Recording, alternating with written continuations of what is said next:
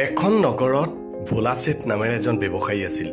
এটা সময়ত তেখেত নগৰৰ আটাইতকৈ ধনী ব্যক্তিৰ মাজত এজন আছিল যদিও বৰ্তমান কেৱল নামতহে ছেঠ হৈ থাকিল। তেওঁৰ ব্যৱসায় বন্ধ হোৱাৰ পথত ধাৰে হেঁচা মাৰি ধৰিছিল আৰু একেবাৰে দুখীয়া হৈ পৰিছিল। এয়া সকলো তেওঁৰ নিজৰ স্বভাৱৰ বাবেই হ'ল। আচলতে তেওঁ খুব শান্ত নম্ৰ স্বভাৱৰ আছিল। গতিকে সকলোৱে তেওঁৰ এই সৰলতাৰ সুযোগ লৈ তেওঁক মূৰ্খ সজাইছিল। তেওঁৰে কিছুমান চতুৰ বন্ধু আৰু সম্বন্ধীয় আৰু অন্যান্য ব্যৱসায়ীয়ে নানা কথাৰে ফুচুলাই এনেকুৱা কিছুমান ব্যৱসায় কৰোৱালে যাৰ ফল কেৱল লোকচানেই আছিল। ভোলাছেঠে তেওঁৰ লগত হোৱা এই ষড়যন্ত্ৰৰ কথা অনুমানেই কৰিব পৰা নাছিল। কিন্তু যেতিয়া তেওঁ আৰ্থিকভাৱে একেবাৰে কোঙা হৈ পৰিল তেতিয়াহে উপলব্ধি কৰিলে যে তেওঁ আপোন বুলি ভবা মানুহেই তেওঁক কিমান বিশ্বাসঘাতকতা কৰিলে। ভোলাছেঠে এতিয়া দিনৰ দিনটো কেৱল এই ঘটনাবোৰৰ কথা ভাবিয়েই বহি থাকে আৰু নিজকে দোষী কৰি থাকে। পত্নীৰ সৈতে সম্বন্ধটো প্ৰভাৱ পৰিবলৈ ধৰিলে। পত্নীৰ চকুলৈ চাবলৈও তেওঁ সাহস নহয়। ইফালে প্ৰতিদিনেই চোতালত ধাৰলৈ লোৱা টকা ঘূৰাই বিচাৰি অহা মানুহৰ ভিৰ। এই সকলোবোৰৰ পৰা অতিষ্ঠ হৈ তেওঁ এদিন আত্মহত্যা কৰাৰ সিদ্ধান্ত ল'লে। আত্মহত্যা কৰিবলৈ এখন পাহাৰৰ দিশে যাত্ৰা কৰোঁতেই তেওঁ এখন আশ্ৰম দেখা পালে। খুব শান্ত আৰু নিৰিবিলি পৰিৱেশত এখন মহাত্মাৰ আশ্ৰম, আৰু তাতেই মহাত্মাই তেওঁৰ চাৰিওফালে বহি থকা শিষ্যসকলক তেওঁলোকৰ সমস্যাৰ সমাধান দি আছে। আৰু তাকে দেখি ভোলাছেঠৰ মনটো কৌতূহল জাগিল।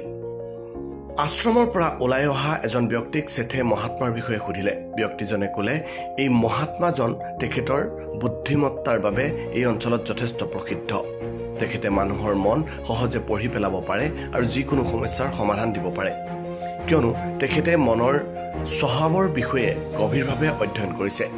তেখেতে যিকোনো ব্যক্তিক তেখেতৰ কথা মানিবলৈ সহজে বাধ্য কৰোৱাব পাৰে।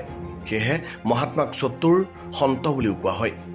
যদি তোমাৰো জীৱনত কিবা সমস্যা আছে তেন্তে তুমিও তেখেতৰ সহায় ল'ব পাৰা। ভোলাছেঠে লগে লগে ভিতৰলৈ গ'ল আৰু ভিৰৰ শেষত মনে মনে বহি ৰ'ল। সন্ধিয়ালৈ সকলো ব্যক্তি শেষ হোৱাৰ পিছত ভোলাৰ পাল পৰিল। ভোলাই এফালৰ পৰা নিজৰ সকলো সমস্যাৰ কথা মহাত্মাৰ আগত বিৱৰি ক'লে। মহাত্মাই মনোযোগেৰে কথাখিনি শুনিলে আৰু ক'লে যে মানুহ ইমানো বেছি সহজ সৰল হ'ব নালাগে যে যিয়েই যি কয় তাকেই সঁচা বুলি ভাবিব আৰু যি কৰিবলৈ কয় তাকেই কৰিব। মানুহৰ মাজত অকণমান বিশ্বাস, বুদ্ধি আৰু চতুৰতা থাকিব লাগে। চতুৰতাৰ অৰ্থ এয়া নহয় যে আনক কিবা হানি কৰাটো। চতুৰ হ'ব লাগে নিজেই আনৰ চতুৰতাৰ পৰা বাচি থাকিব পাৰে, নিজৰ লোকচান হোৱাৰ পৰা বাচে আৰু আন দুৰ্বল মানুহক সহায় কৰিব পাৰে। আজি তোমাক মই এনে কিছু উপায় শিকাম যাৰ দ্বাৰা তুমি আৰু মানুহ আৰু পৰিস্থিতিক বশ কৰিব পাৰিবা, আৰু লগতে এয়াই জানিব পাৰিবা যে চতুৰ মানুহক কেনেকৈ চিনিব পাৰি।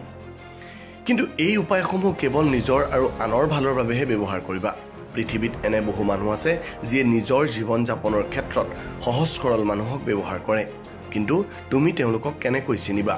মন কৰিবা, কিছুমান মানুহে এটা কথা বহুত বেছি বুজাবলৈ চেষ্টা কৰে। তোমাৰ বিশ্বাস পাবৰ বাবে তেওঁলোকে একেটা কথা বাৰে বাৰে ক'ব। গতিকে এই কাহিনীটোৰ পৰা আপুনি কি বুজিলে কমেণ্ট কৰি জনাওক।